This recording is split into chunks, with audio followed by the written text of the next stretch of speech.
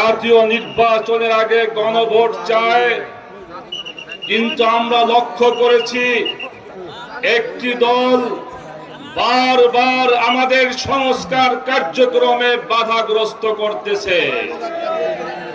একটি দল তারা 24 জুলাই বিপ্লব থেকে শিক্ষা গ্রহণ করে নাই, তারা দেশের সংস্কার চায় না, তারা চাঁদাবাজ দখলবাজ মুক্ত বাংলাদেশ গড়তে চায় না, তারা চায় যেন তেনভাবে ক্ষমতায় এসে আবার একটি স্বৈরাচারী সরকার কায়েম করতে চায়।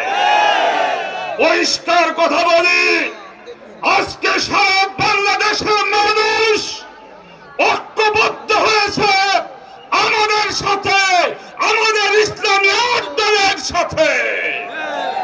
জনগণ সংস্কার চায়, জনগণ জাতীয় নির্বাচনের আগে গণভোট চায়।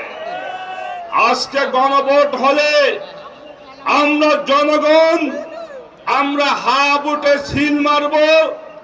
হা ভোট বিজয় হলে দেশের সংস্কার হবে, আগামী দিনের সুন্দর বাংলাদেশ গড়া সম্ভব হবে।